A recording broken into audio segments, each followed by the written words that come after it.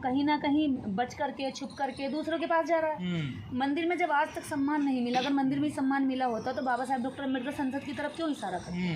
Doctor Ambedkar संसद के लिए इतनी मेहनत क्यों करते और शिक्षा के लिए वो लंदन तक क्यों जाते? तो सारा जो दिमाग में भरा हुआ है वो कहीं ना कहीं जनरेशन टू जनरेशन ट्रांसफ़र होता जा रहा है कि भैया मंदिर से हमारा उद्धार होगा, हमारे दुख कटेंगे, हमें सम्मान मिलेगा, हमें सब कुछ मिल जाएगा जो हमने सोचा है। लेकिन एक दलित समाज की अभिनेत्री हैं, पढ़ी लिखी हैं, अर्चना गौतम, आपने भी देखा होगा सोशल मीडिया पे बड़ा उनका वीडियो वायरल हो रहा है। वो तिरुपति के मंदिर में गई हैं, उनसे वहाँ ज़्यादा पैसे मांगे जा रहे हैं, उन्हें धक्का मारा जा रहा, वो चीख रही हैं, चिल्ला रही हैं, कह रहा मेरा अपमान किया जा रहा। वो तो पढ़ी लिखी हैं, सभ्य हैं। पढ़े लिखे का मतलब ये नहीं है आपने एकेडमिक एजुकेशन ली है, लेकिन सोशल और धार्मिक एजुकेशन अभी भी आपकी जीरो है। अगर सोशल और धार्मिक एजुकेशन अगर आपकी सही हो गई तो वो मंदिर नहीं जाएगा। मैं नहीं जाती कभी मंदिर। मैं मंदिर जाने की बजाय मैं 20 लोगों में जाकर के डॉक्टर अम्बेडकर और संविधान का प्रचार प्रसार करना पसंद करूंगी। मैं मंदिर में जाकर के 10,000 रुपये की रसीद कटाऊंगी। मैं 10,000 रुपये गाड़ी में पेट्रोल डाल करके 10 गाँव में अलग अलग जाकर के सावित्रीबाई फुले और उनके महापुरुषों के बारे में जानकारी दूंगी। तो ये सही। तो आपको नहीं लगता वो जो वीडियो वायरल हो रही है उसको देखते हुए प्रशासन को कार्रवाई करनी चाहिए? जो तिरुपति मंदिर के जो भी लोग हैं, जो भी वहाँ के लोग हैं, उन पर कैसे कर सकते हैं कार्रवाई? देखिए, दलितों को शोषित करने का हक है उनका। अगर हम शोषण करवाने के लिए जा रहे हैं तो ये कमी हमारी है। हम तो कह रहे हैं कि आप जब मंदिर जा रहे हैं और आपको एक बार अपमानित करके भगा दिया तो आप वहाँ से संदेश दीजिए ना कि यहाँ तो अभी भी दलित माना जा रहा। जब हम 21वीं सदी में जी रहे हैं, जब हम अच्छे कपड़े पहन रहे हैं, अच्छे जूते पहन रहे हैं, अच्छा खाना खा रहे हैं, गोरे दिख रहे हैं, साफ सुथरे दिख रहे हैं, बालों में भी चमक है हमारे, हम आप जैसा कैश भी जमा कर रहे हैं। जो दूसरे लोग 10,000 रुपये की पर्ची कटा रहे हैं उन्होंने भी कटाई, उसके बावजूद भी नहीं एंट्री करने दी और धक्का और मारा। तो ये जब उनको दिख रहा है कि भाई ये लोग हमारे फ्री के केवल क्या है, कस्टमर हैं, ये पैसे देंगे और बदले में अगर हम इन्हें अपमानित भी करेंगे तब भी आएंगे। तो अर्चना गौतम को संदेश देना चाहिए था। हालांकि अभी उसकी बुद्धि का इतना विकास नहीं हुआ है, मुझे लगता है। एक्टर बन जाना या किसी फील्ड में आगे निकल जाना इसका मतलब ये नहीं कि वो सामाजिक शिक्षा भी उन्होंने ले ली है। उनको वहाँ से संदेश देना चाहिए। चुनाव भी लड़ी है। चुनाव की तो बात भैया आप छोड़ ही दो। पार्टियां जो चुनाव लड़वाती हैं वो ऐसे ही लोगों को लड़वाती हैं। नहीं, जाना पहचाना चेहरा, मैं इसलिए कह रहा हूँ ना, उनका भी अपमान किया गया, बताइए मंदिर में। तो जब अब ये तो समाज को सोच लेना चाहिए ना कि जाना पहचाना चेहरा और पैसे वाला चेहरा। तो ये खुद समझ लेती। जब हमारे महामहिम राष्ट्रपति जी को मंदिर में नहीं घुसने दिया तो तुम उनसे ज्यादा जाना माना चेहरा नहीं हो ना, तुम उनसे तो ज्यादा पैसे वाली नहीं हो ना, उनसे ज्यादा तो बड़े पद पर नहीं हो, तो तुम्हें कैसे मंदिर में घुसने देंगे? जब इन्हीं मंदिरों में महामहिम राष्ट्रपति जी जाते हैं अपने पद पर होते हुए तो उन्हें मंदिर से निकाल दिया जाता है। कहते हैं कि आप संवैधानिक दायरे में होकर संवैधानिक के हिसाब से आप भले ही राष्ट्रपति हैं, लेकिन हमारे धर्म ग्रंथों के अनुसार आप अछूत हैं, शूद्र हैं, नीच हैं और आप मंदिर के अंदर प्रवेश नहीं कर सकते। तो सीढ़ी पे बैठकर उन्हें पूजा करनी। जो लोग दलित मंदिरों में जाते हैं उनका अपमान होता है, वो मार खाते हैं, उन लोगों के लिए आपका क्या कहना है? मैं तो उन लोगों से एक ही बात कहूंगी कि मंदिर जाकर के अपना समय बर्बाद करने की बजाय महापुरुषों को पढ़ लो। मंदिर की जरूरत ही नहीं पड़ेगी। मंदिर की जरूरत नहीं पड़ेगी, मुझे जरूरत नहीं पड़ेगी। लोग कहते हैं कि बाबा साहब भी गए थे मंदिर में। बाबा साहब ने मंदिर गए थे। बाबा साहब का मतलब ये नहीं था कि वहां जाकर हाथ जोड़कर उनसे कुछ मन्नतें मांगने गए थे। वो समानता का, राइट टू इक्वालिटी, कि भाई जिस स्थान पर आप जा सकते हो उस स्थान पर ये भी जा सकता है, जिस स्थान पर सवर्ण जा सकता है उस स्थान पर अवर्ण भी जा सकता है। जहाँ आप उनको अछूत कह रहे हैं, छूने से भी घबरा रहे हैं, वो लोग भी मंदिर जा सकते हैं। और अगर वास्तव में उसमें भगवान होते या वहाँ से मन्नतें पूरी होती हैं, वहाँ से हमारी इच्छाएं कंप्लीट होती, तो मुझे नहीं लगता कि आज तक ये दलित शोषित आज तक गुलाम ही बने रहते। अगर मंदिरों से ही हो तो मैं तो मंदिर पे अगर 1 लाख का भी चढ़ावा चढ़ेगा ना, मैं ऐसे मंदिर में जाकर के चढ़ावा चढ़ाने को तैयार हूँ कि इस देश के अंदर शूद्रों को, वंचितों को, शोषितों को और महिलाओं को और ऐसे मिशनरी लोगों को जो देश को सही रास्ते पे ले जा सकते हैं, वो संसद की सारी कुर्सियों पर बैठे हैं। तो अगर मेरी 1 लाख में भी ये मिन्नत पूरी हो तो मैं 1 लाख रुपए देने को तैयार हूँ। इसके लिए चाहे मुझे कितने भी पैसे और आगे को बढ़ाने पड़े, मैं वो भी देने को तैयार हूँ। कोई ऐसा अगर मंदिर है तो मुझे बताइए, उसी मंदिर में जाकर चढ़ावा चढ़ा। तो क्या मंदिर में बस पैसे की वैल्यू रह गई है? जैसे वो बार बार वीडियो में कह रही है कि 10,000 मांग रहे हैं, ये मैंने तो टिकट भी ले लिया। फिर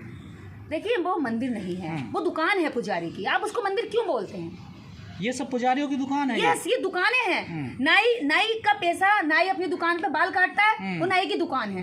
मोची चप्पल सिलता है, वो मोची की दुकान है। सोनार बेचता है, वो सोनार की दुकान है। और एक ये दुकान ऐसी है जहाँ से कुछ मतलब आपको मिलने की कोई उम्मीद ही नहीं है, पीढ़ियां दर पीढ़ियां मिलने की कोई उम्मीद नहीं है, लेकिन देकर जाओ पहले। जाने की पहले उन्होंने रसीद कटाई है, वो कह रही है, चिल्ला रही है, रो रही है। मैं तो कह रही हूँ ऐसी महिला ये समाज पर कलंक है, जाकर कहीं डूब के मर जा। अगर तेरे को मंदिर ही जाकर के सब कुछ मिलना होता तो बाबा साहब डॉक्टर अंबेडकर संविधान में हिंदू कोड बिल की क्यों जिद करते, क्यों मंत्री पद से इस्तीफा देते? अगर उन्हें भी पता होता कि मंदिर से ही सब कुछ मिल जाएगा तो महिलाओं के हिंदू कोड बिल के लिए बाबा साहब इतने आहत नहीं होते, और ये नहीं कहते कि भारत के अंदर संविधान से भी महत्वपूर्ण मैं हिंदू कोड बिल को लागू होना मानता हूँ। तो डॉक्टर अंबेडकर ने जो लड़ाई लड़ी, जो डॉक्टर अंबेडकर ने तुम्हें लड़ाई देकर अधिकार दिए, उन अधिकारों से तुम मंदिर में भाग रही हो, जिन मंदिरों का विरोध करने के लिए वो पूरा जीवन भर लगे रहे। तो ये इन लोगों की गुलामी है। तो क्या मंदिरों से काम पूरे नहीं होते हैं, मनोकामनाएं पूरी नहीं होती? अगर मंदिरों से काम पूरे होते भैया तो पुजारी अपने बच्चे को विदेश क्यों भेजता पढ़ने के लिए? मंदिरों से अगर काम पूरे होते, मंदिरों से अगर बीमारियां ठीक होती तो पुजारी एम्स में इलाज क्यों कराते? पुजारियों के बच्चे शुरू से लेके ऊपर तक की डाइट अच्छी क्यों रखते? वो हाइजीनिक से क्यों बचते? वो वायरस बैक्टीरिया से क्यों बच के रहते? अगर मंदिरों से मन्नतें पूरी होती तो कोरोना काल में मंदिर क्यों बंद होते? कोरोना काल में हाथ जोड़ते, कोरोना खत्म हो जाता। वैक्सीन क्यों बनती? दुनिया के सारे डॉक्टर रिसर्च क्यों करते? क्यों सारे साइंटिस्ट लगे रहते? देश में तमाम बड़े स्तर पर मंदिर बनाए जा रहे हैं, कथावाचक भी देश में बहुत ज्यादा तादाद में बढ़ रहे हैं अब लगातार। इस देश के अंदर एक प्रयोग चल रहा है मूर्ख बनाने का। ये मूर्खों की एक बड़ी जमात खड़ी कर रहे हैं, और उन मूर्खों को बनाने के लिए उनके मुखिया बना दिए इन्होंने प्रवचन करने वाले। वो कथावाचक जा करके मूर्ख बनाते हैं। दूसरी चीज, इसी समाज की बहन बेटियों को वो झांकते हैं, उनके अंगों को झांकते हैं, उनके चेहरे को ताकते हैं, और उसी में से तय भी कर लेते हैं कि कौन सी मुझे शाम को चाहिए होती है। तो ये वो घटिया काम करने के लिए छोड़ दिए गए हैं। ये वो लोग हैं जो देश को, मतलब दीमक जानते हैं आप? दीमक अंदर अंदर खाली खोखला करती है, देश को बर्बाद कर रहा है। कई कथावाचक कह रहे हैं कि सुधार हो रहा समाज में हमारी वजह से। उनकी वजह से क्या सुधार हो रहा है? उनकी वजह से दुनिया भर के बलात्कारों के केस बढ़ रहे हैं। वो दिन भर नशे की प्रैक्टिस करवाते हैं लोगों से। वो दिन भर ये प्रैक्टिस करवाते हैं कि कैसे हिस्सा हिला करके देवी आती है, कैसे भूत आता है, ओम फट भूत भाग गया, ओम फट। अरे भाई दुश्मन भगा देना। चाइना तुम्हारे देश के ऊपर घुसा चला जा रहा है, ओम फट वहां करो ना। दुश्मन जब तुम पर अटैक करता है तब ओम फट वहां करो ना। तुम्हारा ओम फट कहाँ मर जाता है? तब तुम्हारे ओम फट की सारी शक्ति खत्म हो जाती है। इन मानसिक रोगियों पर, इन मानसिक गुलामों पर, इन मानसिक कमजोरों पर तुम्हारे सारे मंत्र काम करते हैं। अगर तुम्हारे मंत्र में ताकत है तो निर्देश पे काम करके दिखाए। अगर तुम्हारे मंत्र में ताकत है तो निर्देश जैसे और हजार लोग हैं इस देश में, उन पे काम करके दिखाए। जो तमाम मंदिर है इनमें दान बंद हो जाना चाहिए। बिल्कुल दान बंद हो जाना चाहिए। हमारी श्रद्धा, भगवान को कोई जरूरत है दान की? बिल्कुल पैसे की जरूरत नहीं। भगवान ने कभी नहीं कहा पैसा दो। भगवान अगर आपकी आस्था है तो फूल चढ़ा दो, हाथ जोड़ लो, 1 घंटा बैठ के जप कर लो, लेकिन भैया पैसा रोक के रखो। और वैसे भी ये पैसा एक गरीब, भिखारी, कमजोर, कोड़ी, जो भी बीमार हैं, और जो अभी आप देखेंगे कि नाली साफ करने वाले को आप पैसा दोगे तो तुरंत नाली के हाथों से रखेगा, जेब में डाल देगा, और वही पैसा फिर आपके हाथ, मेरे हाथ, और वही पैसा फिर मंदिर में जाता। ये पैसे से ज्यादा गंदा, मतलब पैसे का कोई धर्म जाति नहीं है, कोई धर्म जाति नहीं है। और वही पैसा जब मंदिर में जाता है तो पुजारी उसको पवित्र समझकर रख लेता है। तो पैसा सारी जातियों के हाथ में से होके आता है, सारी जातियां उसको छूती हैं, जातियां गिनती है तो थूक भी लगाती हैं। तो ये तो बहुत ही गंदा हो गया पैसा, ये तो पुजारियों को छूना ही नहीं चाहिए। ये पैसा बैन कर दो भैया, भगवान नाराज हो जाएंगे, पुजारियों का धर्म भ्रष्ट हो जाएगा।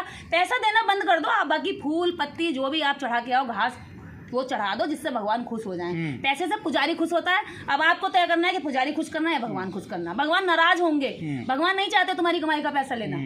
अगर भगवान को खुश करना है तो आपको वहां जाने की भी जरूरत नहीं, अपने घर में बैठकर। तो आप चाहती है दलित समाज से कोई मंदिर में न जाए, पाखंडवाद अंधविश्वास में न जाए? मैं दलित समाज को ही नहीं कह रही, मैं पूरे देश के लोगों को कह रही हूँ। मैं दिमाग खोलने को कह रही हूँ। जाना है जाओ, देखो आज तक हुआ क्या है, कितनी पीढ़ियां निकल गई। मैंने ये पत्थरों पर वीडियो बनाई, एक पत्थर वहां पड़ा, एक पत्थर वहां पड़ा, एक पत्थर आपका मकान बना रहा, एक पत्थर सड़क बना रहा है, पत्थर सड़क में लगा हुआ है, एक पत्थर से मंदिर बन रहे हैं, एक पत्थर से भवन बन रहे हैं, एक पत्थर से अभी संसद नई भवन बन रही है, नई संसद भवन। एक पत्थर उठा करके मंदिर में रख दिया जाता है। अब वो मंदिर का पत्थर इतना कमाता है कि देश का कोई भी पत्थर नहीं कमाता। तो पत्थर कमाई का जरिया है, और उन्होंने वो बना दिया, और लोग अपना सर पटक रहे हैं उस पर। कुछ मिला है आज तक? अरे किसी ने आज तक उसके अंदर से निकल के दर्शन नहीं दिए, किसी ने आज तक नहीं कहा कि कष्ट तेरे मैं खत्म कर दूंगा। निर्देश जी, आप पे आरोप लगता है कि आप धर्म को लेकर बड़ी आलोचना करती हैं। मैं धर्म की आलोचना नहीं करती, मैं अंधविश्वास की आलोचना करती हूँ। अब जो अंधविश्वासी होगा वो मुझसे नाराज हो जाएगा। कहते हैं ना कि डॉक्टर जब फोड़े का इलाज करता है तो फोड़े में सुई भी लगाता है, और जब उसका इलाज करता तो ट्रीटमेंट के दौरान पेशेंट बड़ा तेज चिल्लाता, कई बार लात भी मार देता, कई बार गाली भी देता, गुस्सा खाता है। तो भाई मैं बुरा नहीं मानती, कहते ठीक है, आरोप लगाए, आरोप तो छोड़ी, उस पर मुकदमा दर्ज हुआ है तो मैं उसका भी मैं कोर्ट में साक्ष्य पेश करूंगी या तो, और ये मुकदमा पूरे देश नहीं पूरी दुनिया के अंदर चर्चित होगा। कटघरे में एक तरफ इनका भगवान खड़ा होगा और एक तरफ निर्देश। वही तो सवाल है, आपके खिलाफ लोग होने लगे हैं, जो दूसरे लोग हैं जिनकी आस्था, जो अपनी आस्था मानते हैं, तो आपको डर नहीं लगता इन चीजों? मेरे खिलाफ कोई नहीं हुआ है। मेरे खिलाफ वो लोग हुए जिसका धंधा मेरे शब्दों से बंद हो रहा है। मेरे खिलाफ ठाकुर नहीं हुए, मेरे खिलाफ शूद्र नहीं हुए, मेरे खिलाफ ओबीसी नहीं हुए, मेरे खिलाफ महिलाएं नहीं हुए, मेरे खिलाफ अहीर नहीं हुए, यादव नहीं हुए, कुर्मी नहीं हुए, लोधे नहीं हुए, चमार नहीं हुए, जाटव नहीं हुए, वाल्मीकि नहीं हुए। कौन हुआ मेरे खिलाफ? सिख नहीं हुए, जैनी नहीं हुए। मेरे साथ जैनी फोन करते हैं मुझे, बहन जी आप बहुत अच्छा काम कर रही हैं। मेरे पास बौद्धिस्ट फोन करते हैं, बहन जी आप बहुत अच्छा काम कर रही हैं। मेरे पास ठाकुर फोन करते हैं, कितनी बार फोन आते हैं हम लोगों के पास, घंटों घंटों बात करके कहते हैं बहन जी आप बहुत अच्छा काम कर रही हैं। और कुछ लोगों के निशाने पर रहती हैं। सिख धर्म मुझे फोन करते हैं, मेरे पक्ष में वीडियो जारी करते हैं, बहन जी बहुत अच्छा। कुछ लोग तो हमेशा से निशाने पर बनाकर रखेंगे और इन्होंने रखा है। यही देश के अंदर वो लोग हैं जो देश को बर्बाद और मानसिक रूप से गुलाम बना करके देश को रखना चाहते हैं। और मैं मानसिक आज़ादी देना चाहती हूँ, तो मुझे कोई फर्क नहीं पड़ता। डॉक्टर को गाली भी मिलती है, कोई दिक्कत नहीं है। अभी धीरे धीरे लोग जब समझने लगेंगे तो इनके जगह जगह विरोध होने लगा है, इनका लोग भगाने लगे, पुजारियों को पीटने लगे हैं। जगह जगह इनकी कथाओं में इनसे लोग सवाल करने लगे कि बताइए भगवान है तो कहाँ रहता है, भगवान ने ऐसा किया तो इसका क्या मतलब हुआ, अगर ऐसा हुआ तो ऐसे कैसे हुआ। तो इनसे सवाल करने लगे हैं लोग, मेरे विरोध नहीं, मेरे पक्ष में। एक दिन में मेरे पास लगभग 200 से 150 फोन आ जाते हैं। मेरा एक फोन, एक आदमी दिन भर फोन सुनने पर रहता है। आरोप लगता है आप पर कि आप लोगों को भड़काते हैं धर्म के प्रति? नहीं भैया, मेरी तो भावनाएं इतनी ज्यादा मैं बताऊं बड़ी आहत होती हैं कि ये लोग मेरे शब्दों को धर्म से जोड़ते हैं। आखिर में अगर बात धर्म की है तो धर्म पर भी डिबेट हो जाए। धर्म हिंदू कुछ है नहीं, हिंदू शब्द एक गाली है, और मैं विदेशियों की दी हुई गाली को अपने धर्म नहीं बना सकती।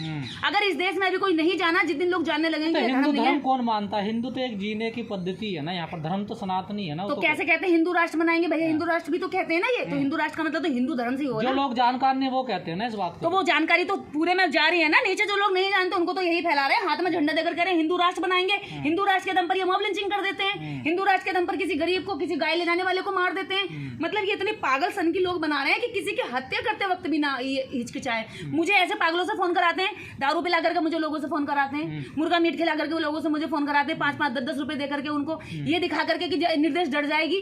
लेकिन वो खुद ही फिर बाद में जब मेरे से 10 मिनट बात करते तो फिर कहते बहन जी हम आपकी सुरक्षा करेंगे, हमें गलत आदमी ने फोन करवाया, हमें आपको मारने के लिए भेजने के लिए कह रहा था, लेकिन अब हम आपकी सुरक्षा करेंगे, आप अच्छा काम कर रही हैं। भाई मैं तो तेरे भी बच्चों को पढ़ा दूंगी, गरीबों को पढ़ा रही हूँ, मेरे पास तो कुछ है नहीं। लेकिन निर्देश जी आप पूरे देश भर में पूरे लोगों के बीच रहती हैं हमेशा, क्या आपको लगता है धर्म पहले जाति धर्म में अब ज़्यादा बढ़ावा हुआ है या कमी आई है? देखिए जाति धर्म का जो निगेटिव असर है वो अब ज़्यादा है। कभी लोग केवल अपनी जीवनचर्या के लिए संघर्ष कर रहे थे, अब लोग संघर्ष कर रहे हैं इस तरह से कि धर्म को बचवाया जाए। और धर्म को बचवाने के लिए षड्यंत्रकारी केवल 3% लोग हैं जो इस षड्यंत्र को जो आम जनता है, जो भोली जनता है, जो अभी नहीं शिक्षित हुई, उन्होंने बहुत सालों तक अशिक्षित रखा ना, उस जनता को शिक्षा से दूर करके धर्म की ओर शिफ्ट किया जा रहा है। लेकिन लोग कह रहे हैं कि हमें धर्म नहीं चाहिए, हमें शिक्षा चाहिए। पर जब वो शिक्षा की मांग करते हैं, सड़कों पर आते हैं तो लाठियां भांजी जाती हैं। तो उनसे कहता है भाई चुपचाप, परिवर्तन हो रहा है, परिवर्तन हो रहा है, लोग जागरूक हो रहे हैं। मेरे जैसे हजारों लोग बोल रहे हैं, आप तर्क कर रहे हैं। कभी इन्होंने कहा कि गणेश एक भगवान है, लेकिन आज कह रहे हैं गणेश भगवान है तो उसकी सर्जरी कैसे हुई। अभी इन्होंने कहा कि भाई कर्नाटका की 8वीं क्लास की पुस्तक में पाठ्यक्रम जोड़ा गया कि सावरकर जी बुलबुल पर उड़कर जो सेलुलर जेल से भारत उड़ के जाते थे। तो लोगों ने इतना विरोध किया, मुझे लगता है कि उस पाठ्यक्रम से वो जोड़ने की बजाय रोहित सिन्हा कोई थे जिनकी अध्यक्षता में वो सारी बॉडी बनी थी, और उस पाठ्यक्रम को कहा गया कि बुलबुल में घूमते थे देश भर में, ब्राह्मण करते, बिल्कुल बिल्कुल घूम कर जाते थे वो।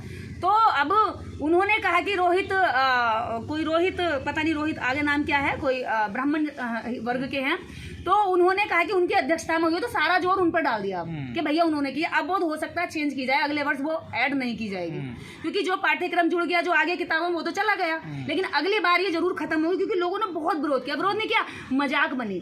छोटे छोटे बच्चों से भी पूछा कि बेटा चिड़िया पे बैठ के उड़ सकते हैं? बोले मजाक कर रही हो दीदी, कैसे उड़ जाएंगे, चिड़िया मुझे कैसे ले जाएगी उड़ा करके, तो इतनी छोटी सी है, ये तो कहीं अगर मेरे को बैठ देगा तो यहीं गिर जाएगी, ये बेचारी और मर जाएगी। पर सावरकर जाते थे, पर सावरकर जाते थे? नहीं भैया, सावरकर जाते नहीं थे। इसी तरह से ये अवतारों का वो करते हैं। अगर अभी ये देश के अंदर लोग पढ़े लिखे नहीं होते, जागरूक नहीं होते, तो यही देवता बन जाते। तो कुछ लोग कह रहे हैं मोदी जी भी तो अवतार हैं।